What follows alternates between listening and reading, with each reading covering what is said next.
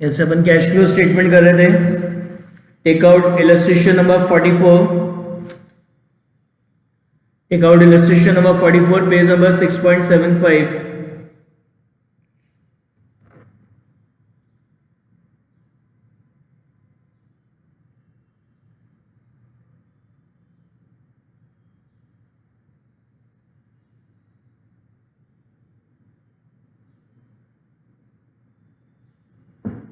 देखो illustration number 44 क्या कह रहा है. From the following balance sheet of Sunlight Limited prepare cash flow statement for the year ended 31 March 2018. ये दे रखा है. एडिशनल इंफॉर्मेशन में क्या कह रहा है आपसे. एडिशनल इंफॉर्मेशन में आपसे कह रहा है कि अ new machine was purchase for 50,000 during the year. Non current investment costing rupees 25,000 was sold at a loss of 3,000 at the end of the year. अब अपन को इसका कैश फ्लो स्टेटमेंट बनाना है. सबसे पहले आपकी क्या दे रखी है. शेयर कैपिटल 3,80,000 से 4,50,000 का हो गया. यानी ड्यूरिंग द ईयर अपन ने शेयर्स इशू करे. And issue of share capital is a financing activity. So issue of share capital 70,000. Next is reserve and surplus. So reserve and surplus include general reserve. 1 lakh से 1,40,000 हो गया. Therefore 40,000 is transferred to general reserve. 40,000 is transferred to general reserve. It is non-cash expense. और जो भी non-cash expense होते हैं उसको अपन adjustment form operating activity में एडजस्टमेंट फॉर्म में क्या करते हैं. ऐड कर देते हैं. तो अपन लिखेंगे ट्रांसफर टू जनरल रिजर्व 40,000. और जो प्रॉफिट एंड लॉस है लास्ट ईयर 74 का था और इस साल कितने का हो गया 66 का. यानी आपको क्या दे रखा है यहाँ पे कम हो गया प्रॉफिट. तो यानी ड्यूरिंग द ईयर क्या हो गया लॉस हो गया. बिगनिंग ऑफ द ईयर में प्रॉफिट था 74 का, एंड में हो गया 66. तो आप यहां लिखोगे net loss during the year.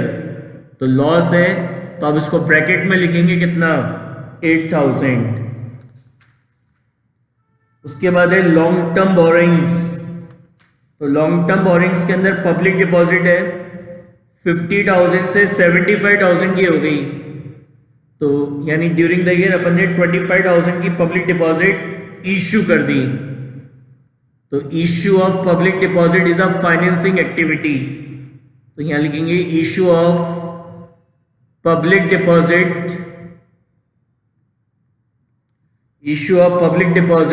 25,000. इससे कैश का इनफ्लो होगा. अब ये 25,000 की पब्लिक डिपॉजिट अपन ने कब इशू करी है क्वेश्चन में गिवन नहीं है. तो इन केस ऑफ साइलेंस अपन क्या अज्यूम करते हैं कि ये जो पब्लिक डिपॉजिट है ये एंड ऑफ द ईयर में इशू हुई है. ये कब इशू हुई है एंड ऑफ द ईयर में. और क्वेश्चन में आपको क्या गिवन था. क्वेश्चन में आपको गिवन है 10% पब्लिक डिपॉजिट. 10% public deposit. और ये 10% का मतलब क्या है कि इस पब्लिक डिपॉजिट पे 10% की रेट से अपन को इंटरेस्ट पे करना है. तो ये जो इंटरेस्ट है अपन किस पे पे करेंगे 50,000. क्योंकि अपन ये मान रहे हैं 25,000 की जो पब्लिक डिपॉजिट इशू हुई है ये तो एंड ऑफ द ईयर में हुई है. यानी साल भर हमारे पास कितनी थी 50,000 की थी. तो जो इंटरेस्ट है वो किस पे निकलेगा 50,000 पे. तो यहाँ लिखेंगे interest on public deposit. Interest on public deposit कितना 50,000 का 10%. And interest on public deposit is a financing activity. तो ये इंटरेस्ट आपने पे करा होगा पब्लिक डिपॉजिट पे. तो इससे कैश का आउटफ्लो होगा. And interest on public deposit is a non operating expense. It is non operating expense. तो एडजस्टमेंट फॉर्म में अपन ऐड कर देंगे interest on public deposit. It is your non operating expense. तो ऑपरेटिंग एक्टिविटी में adjustment form में इसको क्या करेंगे ऐड कर देंगे. नेक्स्ट आपका दे रखा है पब्लिक डिपॉजिट के बाद शॉर्ट टर्म बोरिंग्स, तो शॉर्ट टर्म बोरिंग्स के अंदर क्या इंक्लूड है? Cash credit. तो cash credit is a financing activity in cash flow statement. 20 से 50 की हो गई, तो इंक्रीज इन कैश क्रेडिट, इससे कैश का इनफ्लो होगा, इससे कैश का क्या होगा? इनफ्लो हो जाएगा। कितना? 30,000। Next is your trade payable. तो ट्रेड पेबल के अंदर क्रेडिटर्स हैं, 28 से 35 के हो गए, तो इंक्रीज इन क्रेडिटर, तो करंट लायबिलिटी इंक्रीज हो रही है, तो इससे वर्किंग कैपिटल क्या होगी? वर्किंग कैपिटल डिक्रीज होगी, यानी जो पैसा आपने इन्वेस्ट कर रखा था वर्किंग कैपिटल में वो आपको वापस मिल गया, यानी कैश का इनफ्लो हो गया। कितना? 7,000। बिल्स पेबल 14 से 8 हो गया, सो डिक्रीज इन बिल्स पेबल। तो bills payable is a current liability, current liability के डिक्रीज होने से वर्किंग कैपिटल इंक्रीज होगी, वर्किंग कैपिटल इंक्रीज होगी मतलब आपने अपनी वर्किंग कैपिटल में और अमाउंट इन्वेस्ट कर दिया, यानी कैश का क्या हो गया? आउटफ्लो हो गया। कितना? 6,000। उसके बाद है फिक्स एसेट्स। फिक्स एसेट्स पे एडजस्टमेंट है, फिक्स एसेट्स पे एडजस्टमेंट है, तो अपन इसका क्या बनाएंगे? अकाउंट बनाएंगे, फिक्स एसेट अकाउंट बनाएंगे। असेट है, असेट का डेबिट बैलेंस होता है, तो डेबिट साइड में लिखेंगे to balance brought down, to balance brought down. तो फिक्स एसेट का ओपनिंग बैलेंस आपको गिवन है कितना? 1,75,000 and by balance carried down, by balance carried down. Fix asset का क्लोजिंग बैलेंस आपको दे रखा है कितना? 2,10,000। अब क्या है adjustment? Point number 1, a new machine was purchase for ₹50,000 during the year. तो अपन ने ड्यूरिंग द ईयर एक न्यू मशीन परचेज करी है, क्या एंट्री होगी? Fix asset account debit to bank account. कितने की मशीन खरीदी अपन ने? 50,000 रुपीज की। अब इसका जो बैलेंसिंग फिगर है वो आ जाएगा आपका बाय डेप्रिसिएशन बैलेंसिंग फिगर। आपका ये जो बैलेंसिंग फिगर है वो आ रहा है आपका कितना? 15,000 आपका बैलेंसिंग फिगर आ रहा है। Your balancing figure is 15,000. It is your current year depreciation, current year depreciation, current year depreciation on fixed asset, current year depreciation on fixed asset, right? अब ये जो 50,000 का आपने ये जो मशीनरी परचेज करी है, तो purchase of machinery is a investing activity, तो इसको इन्वेस्टिंग एक्टिविटी में लिखेंगे purchase of machinery, purchase of machinery. कितने की मशीनरी अपन ने परचेज करी है? 50,000 की मशीनरी अपन ने परचेज करी है, तो इससे कैश का क्या होगा? आउटफ्लो हो जाएगा। और ये जो 15,000 का बैलेंसिंग फिगर निकला है ये क्या है? It is your current year depreciation on fix asset. तो ये जो डेप्रिसिएशन होता है फिक्स एसेट का, it is your non cash expense, और नॉन कैश एक्सपेंस को अपन एडजस्टमेंट फॉर्म में क्या करते हैं? ऐड कर देते हैं। तो depreciation on fix asset, depreciation on fix asset कितना है? 15,000। नेक्स्ट है नॉन करंट इन्वेस्टमेंट। तो नॉन करंट इन्वेस्टमेंट है, इस पे भी एडजस्टमेंट है, तो इसका भी अकाउंट बनेगा नॉन करंट इन्वेस्टमेंट का भी। यहां लिखेंगे to balance brought down, to balance brought down कितना है? इन्वेस्टमेंट आपका 25,000 and by balance carried down, by balance carried down ये आपका दे रखा है कितना? 40,000। कितना दे रखा है? 40,000। अब क्या है एडजस्टमेंट इस पे?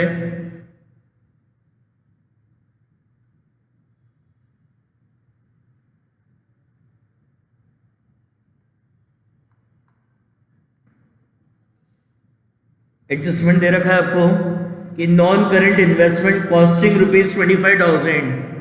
आपके पास नॉन करंट इन्वेस्टमेंट है जिसकी कॉस्ट है कितनी? जिसकी कॉस्ट है 25,000 इसकी कॉस्ट है। Were sold at a loss of 3,000।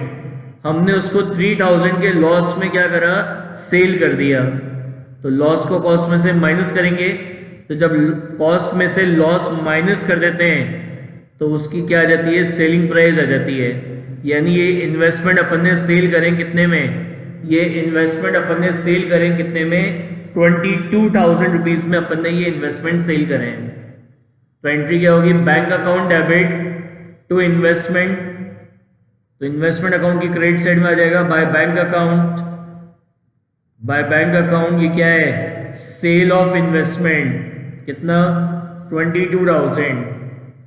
और इन्वेस्टमेंट को सेल करने से आपको 3,000 रुपीज़ का लॉस हो गया, तो लॉस को का ट्रांसफर करेंगे पीएनएल में। तो एंट्री हो जाएगी profit and loss account debit to investment. तो इन्वेस्टमेंट अकाउंट की क्रेडिट साइड में आ जाएगा by statement of profit and loss account. By statement of profit and loss account ये क्या आ गया आपका? Loss on sale of investment.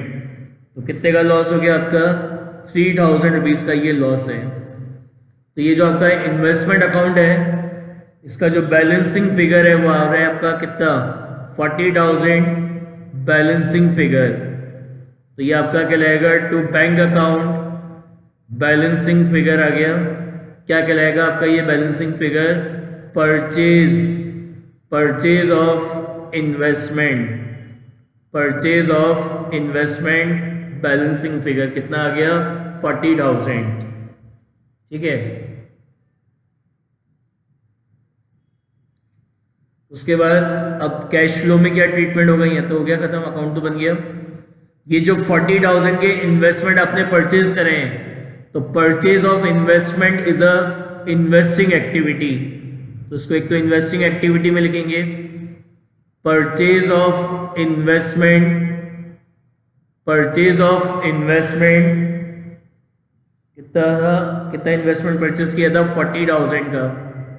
तो इससे कैश का क्या होगा? आउटफ्लो हो जाएगा। कैश का क्या होगा? आउटफ्लो हो जाएगा। दूसरा, अपन ने इन्वेस्टमेंट सेल भी करे 22,000 के, तो sale of investment is a investing activity. तो यहां लिखेंगे सेल ऑफ इन्वेस्टमेंट कितने में सेल करें? इन्वेस्टमेंट 22,000। तो इससे कैश का इनफ्लो होगा। उसके बाद इन्वेस्टमेंट को सेल करने से आपको लॉस हो रहा है कितने का? 3,000 रुपीज़ का आपको लॉस हो रहा है। तो ये जो लॉस हो रहा है it is non operating expense.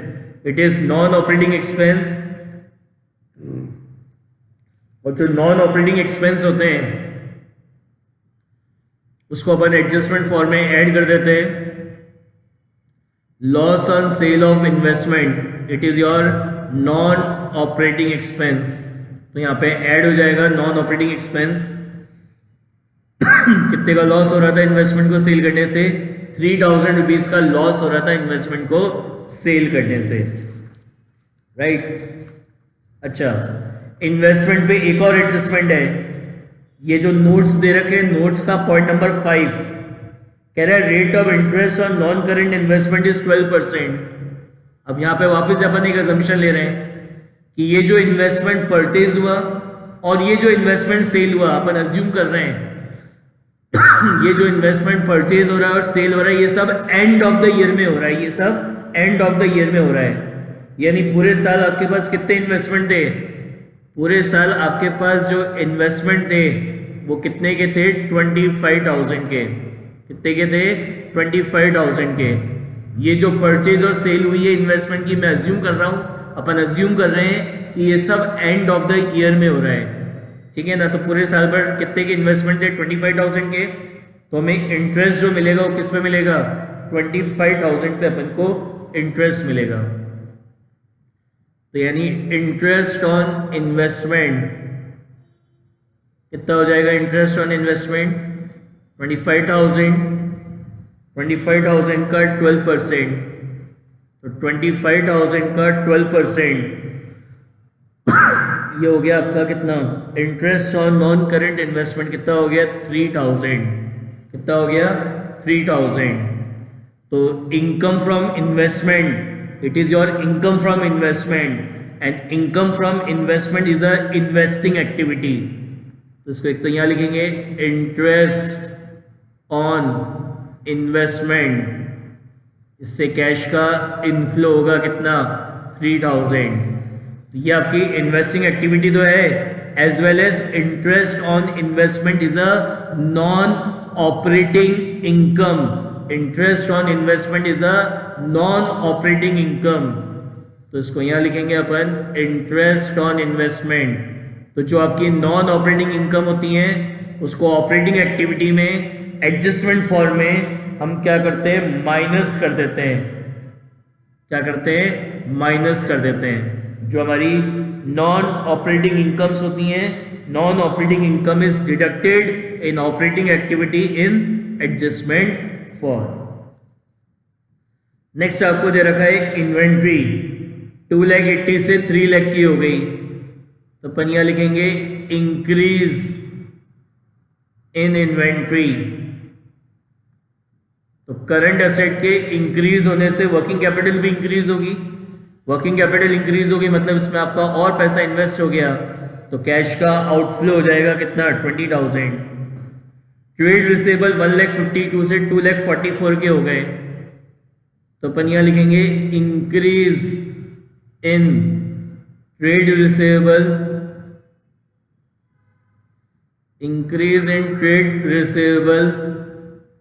तो करंट एसेट इंक्रीज हो रहा है तो वर्किंग कैपिटल भी इंक्रीज होगी, मतलब इसमें और अमाउंट इन्वेस्ट हो गया, तो कैश का आउटफ्लो हो जाएगा कितना, 92,000। फिर कैश एंड बैंक बैलेंस है, तो कैश एंड बैंक बैलेंस किस में आता है, कैश एंड कैश इक्विवेलेंट में। एडिशनल इंफॉर्मेशन के दोनों पॉइंट अपन ने कर लिए, एडजस्टमेंट जो दे रखे थे दोनों हो गए। अब ये एडलेस करेंगे, बैलेंस करेंगे, तो एडलेस करने के बाद ये आ रहा है आपका FFO, फंड फ्रॉम ऑपरेशन, कितना आ रहा है 52,000। फंड फ्रॉम ऑपरेशन आ रहा है कितना, 52,000। इसमें अपन ये वर्किंग कैपिटल के चेंजेस करेंगे, तो वर्किंग कैपिटल के चेंजेस करने के बाद ये नेगेटिव आ रहा है, कितना नेगेटिव आ रहा है, 59,000 नेगेटिव आ रहा है। तो ये आपका कहलाएगा net cash use in investing, sorry, net cash use in operating activity, net cash use in operating activity कितना, 59,000। उसके बाद अपन ये एडलेस करेंगे, तो ये भी नेगेटिव आ रहा है आपका कितना, 65,000। नेट फिगर नेगेटिव आ रही है कितनी, 65,000। ये आपका क्या कहलाएगा, net cash use in, net cash use in investing, net cash use in investing activity कितना, 65,000। ये एडलेस करेंगे, आ रहा है कितना, 1,20,000। ये आपका कहलाएगा net cash flow from financing activity, net cash flow from financing activity. अब अपन इसको एडलेस करेंगे, तो ऑपरेटिंग एक्टिविटी में नेगेटिव 59 था, फिर नेगेटिव 65 था और ये 1,20,000 था, तो ये नेगेटिव आ जाएगा कितना, 4,000। तो ये आपका कहलाएगा net cash, net cash use during the year, net cash use during the year कितना 4000। फिर अपन यहां लिखेंगे opening balance, opening balance of cash and cash equivalent, opening balance of cash and cash equivalent. तो opening balance of cash and cash equivalent कितना है, balance sheet में दे रखा है 34,000। अब ये नेगेटिव का 4 है और ये प्लस का 34 है, तो नेट कितना हो जाएगा 30,000। ये आपका क्या कहलाएगा, ये आपका कहलाएगा closing balance, closing balance of cash and cash equivalent, closing balance of cash and cash equivalent कितना आ गया 30,000, राइट।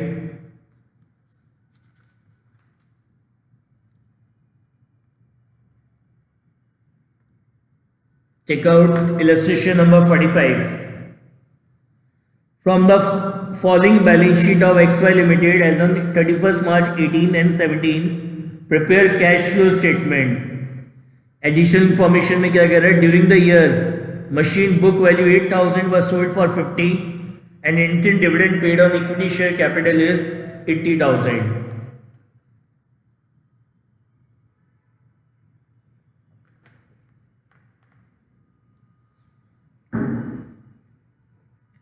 देखो सबसे पहले शेयर कैपिटल दे रखी है, शेयर कैपिटल के अंदर इक्विटी शेयर भी और प्रेफरेंस शेयर भी हैं।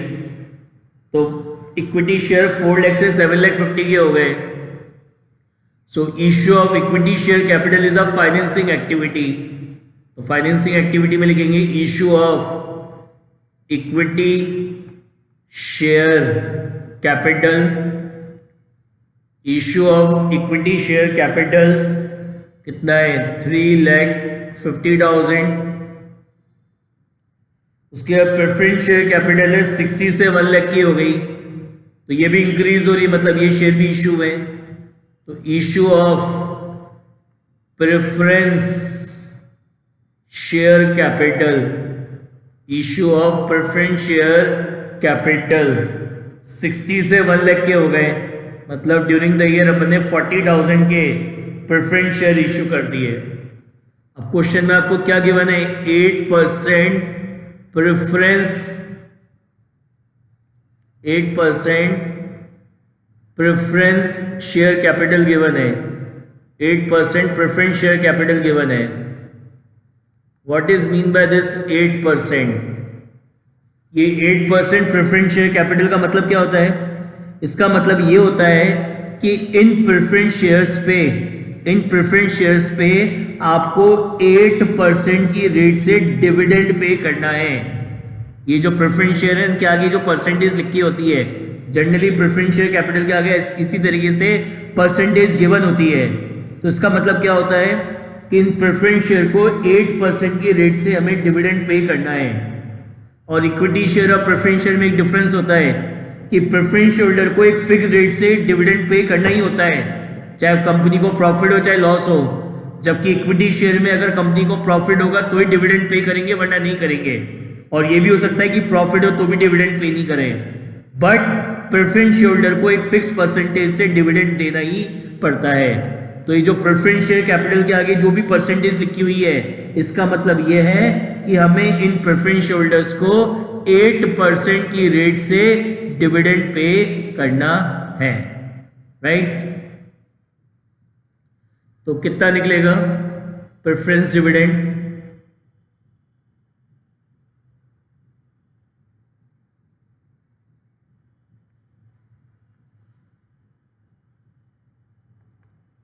कितना निकलेगा आपका प्रेफरेंस डिविडेंड? साल के शुरू में, मतलब ड्यूरिंग द ईयर अपन ने 40,000 के प्रेफरेंस शेयर इश्यू करें। अब क्वेश्चन में तो बता नहीं रहा कब इश्यू हुई है, तो अपन क्या अज्यूम करते हैं कि ये प्रेफरेंस शेयर कब इश्यू हुए होंगे? एंड ऑफ द ईयर में। कब इश्यू हुए होंगे? एंड ऑफ द ईयर में। यानी आपके पास पूरे साल भर कितने थे प्रेफरेंस शेयर? 60,000 जो बिगनिंग में थे, पूरे साल भर ये थे 60। ये जो 40,000 की ये जो प्रेफरेंस शेयर इश्यू में ये एंड ऑफ द ईयर में हुए हैं। तो 60,000 का 8%, 60,000 का 8% कितना होता है? 4,800। यानी ड्यूरिंग द ईयर अपन ने 4,800 का प्रेफरेंस डिविडेंड पे करा है। तो यहां लिखेंगे preference dividend, preference dividend paid. कितना प्रेफरेंस डिविडेंड पे करा है अपने? 4,800 का। इससे कैश का आउटफ्लो होगा। और ये जो प्रेफरेंस डिविडेंड आपने पे करा है, it is your non operating expense. और जो नॉन ऑपरेटिंग एक्सपेंस है उसको अपन ऑपरेटिंग एक्टिविटी में एडजस्टमेंट फॉर्म में ऐड कर देते हैं। तो यहां लिखेंगे preference dividend, preference dividend paid कितना है? 4,800। उसके बाद नेक्स्ट क्या दे रखा है आपको? Reserve and surplus. तो रिजर्व एंड सरप्लस में क्या है? जनरल रिजर्व है, 70,000 से 50,000 का हो गया। यानी इस जनरल रिजर्व को आपने राइट ऑफ कर दिया। जनरल रिजर्व कम हो रहा है मतलब इसको आपने राइट ऑफ कर दिया। तो ये हमारी नॉन ऑपरेटिंग इनकम है, तो इसको यहां पे माइनस कर देंगे। Decrease in general reserve, decrease in general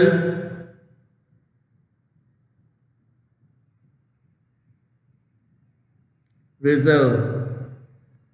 इसका मतलब ये रिजर्व को आपने राइट ऑफ कर दिया, तो it is your non operating income.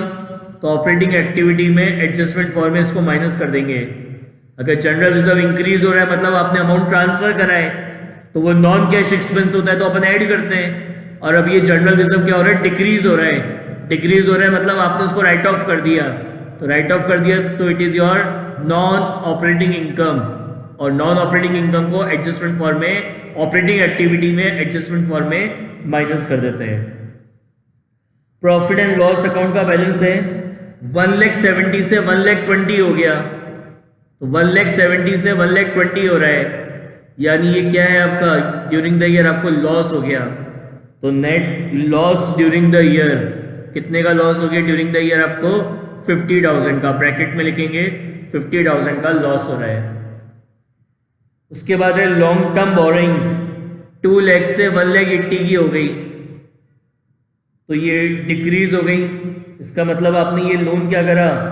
ये जो डिबेंचर्स हैं 2 लाख से 1,80,000 के हो गए, कम हो गए, मतलब आपने अपने डिबेंचर्स का रिडम्पशन कर दिया। तो यहां लिखेंगे अपन redemption, redemption of debenture, redemption of debenture. कितने डिबेंचर्स का रिडम्पशन कर दिया? 20,000 के डिबेंचर्स का आपने रिडम्पशन कर दिया। तो इससे कैश का क्या होगा? आउटफ्लो हो जाएगा। अब क्वेश्चन में क्या गिवन है? 10% डिबेंचर। क्या मतलब है 10% का? इसका मतलब ये है कि इन डिबेंचर्स को 10% की रेट से आपको इंटरेस्ट पे करना है। तो बात आती है 2 लाख पे पे करें या 1,80,000 पे। तो अपन क्या अज्यूम करेंगे यहाँ पे भी कि ये जो 20,000 के डिबेंचर रिडीम हुए हैं, ये कब रिडीम हुए हैं? एंड ऑफ द ईयर में रिडीम हुए हैं। ये जो 20,000 के डिबेंचर रिडीम हुए हैं, ये एंड ऑफ द ईयर में रिडीम हुए हैं। यानी पूरे साल भर मेरे पास 2 लाख के डिबेंचर्स थे, तो मैं इंटरेस्ट किस पे पे करूंगा? 2 लाख पे। सो इंटरेस्ट ऑन डिबेंचर कितना? 2 लाख। 2 लाख का कितना परसेंट? 10%। तो 2 लाख का 10% कितना होगा? 20,000। तो interest on debenture is a financing activity. तो फाइनेंसिंग एक्टिविटी में लिखेंगे इंटरेस्ट ऑन डिबेंचर कितना? 20,000। इससे कैश का क्या होगा? आउटफ्लो हो जाएगा। And interest on debenture is a non operating expense. It is your non operating expense. और जो नॉन ऑपरेटिंग एक्सपेंस होते हैं उसको ऑपरेटिंग एक्टिविटी में अपन एडजस्टमेंट फॉर्म में ऐड कर देते हैं। तो interest on debenture 20,000, right. Next क्या है आपका? फिक्स एसेट्स है। नेक्स्ट आपको फिक्स एसेट्स दे रखे हैं, उस पर एडजस्टमेंट है। तो एडजस्टमेंट है तो उसका अकाउंट बनेगा। तो असेट है, असेट का कौन सा बैलेंस होता है? डेबिट बैलेंस होता है। तो अपन यहाँ लिखेंगे टू बैलेंस ब्रॉट डाउन। तो फिक्स असेट का ओपनिंग बैलेंस गिवन है कितना? 5 लाख। और यहाँ लिखेंगे बाय बैलेंस कैरेट डाउन। तो फिक्स असेट अकाउंट का क्लोजिंग बैलेंस आपको दे रखा है कितना? 7 लाख। क्या एडजस्टमेंट है?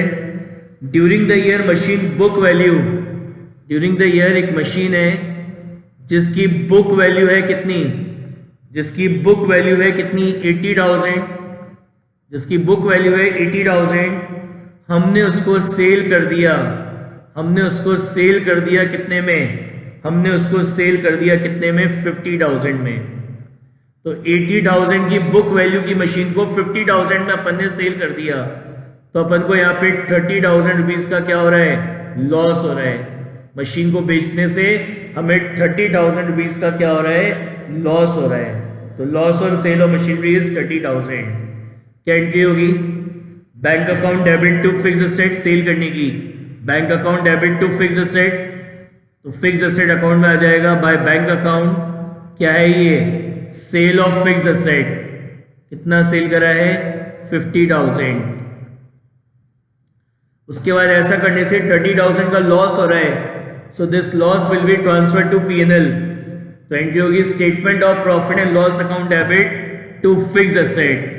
तो फिक्स असेट अकाउंट की क्रेडिट साइड में आ जाएगा by statement of profit and loss account to statement of profit and loss account. ये आपका क्या है? This is your loss on sale of fix asset. कितना लॉस हो रहा है? 30,000 रुपीज का। तो आपका जो बैलेंसिंग फिगर है, ये बैलेंसिंग फिगर आ रहा है 2,80,000। ये आपका बैलेंसिंग फिगर आ रहा है। तो ये आपका कहलाएगा to bank account balancing figure purchase of fixed asset, purchase of fixed asset balancing figure. ठीक है। अब इसका कैश फ्लो में क्या करेंगे? अपन ने 2,80,000 का फिक्स एसेट परचेज करा, सो purchase of fix asset is a investing activity. तो इन्वेस्टिंग एक्टिविटी में लिखेंगे purchase of fixed asset, purchase of fixed asset. कितने का फिक्स एसेट अपन ने परचेज करा है? 2,80,000 का, 2,80,000 का। फिर अपन ने 50,000 का ये फिक्स एसेट सेल करा है, 50,000 का ये फिक्स एसेट अपन ने सेल करा है। तो sale of fix asset, sale of fix asset is a investing activity. तो इन्वेस्टिंग एक्टिविटी में लिखेंगे सेल ऑफ फिक्स एसेट। कितने में सेल करा है फिक्स एसेट अपन ने? 50,000 में अपन ने अपने फिक्स एसेट को सेल करा है। और ऐसा करने से 30,000 रुपीज का आपको लॉस हो गया। ऐसा करने से हमें 30,000 रुपीज का क्या हो गया? लॉस हो गया। तो loss on sale of fix asset, loss on sale of fix asset is a non operating expense. It is non operating expense. और जो नॉन ऑपरेटिंग एक्सपेंस होते हैं उसको ऑपरेटिंग एक्टिविटी में एडजस्टमेंट फॉर्म में हम ऐड कर देते हैं। तो loss on sale of fix asset कितने का लॉस हो रहा है? 30,000 रुपीज का। ठीक है। उसके बाद नेक्स्ट क्या है आपका? इन्वेंट्री है, 2,10,000 से 2,50,000 की हो गई। तो वर्किंग कैपिटल चेंज में लिखेंगे increase in inventory. Current asset increase हो रहे हैं, तो करंट एसेट के इंक्रीज होने से वर्किंग कैपिटल भी इंक्रीज होगी, मतलब इसमें और अमाउंट इन्वेस्ट कर दिया। तो कैश का क्या हो गया? आउटफ्लो हो गया 40,000। ट्रेड रिसीवेबल 1,40,000 से 1,90,000 का हो गया।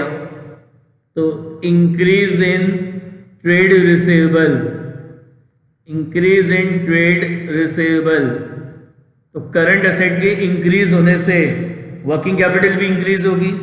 वर्किंग कैपिटल इंक्रीज हो रही है मतलब इसमें और अमाउंट इन्वेस्ट कर दिया, यानी कैश का आउटफ्लो हो गया कितना?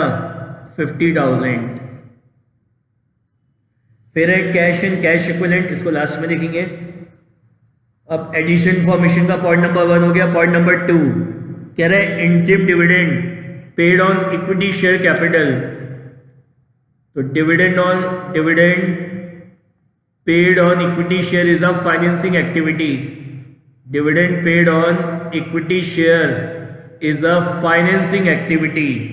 कितना डिविडेंड पे करें इक्विटी शेयर्स पे? 80,000 रुपीज का। इससे कैश का क्या होगा?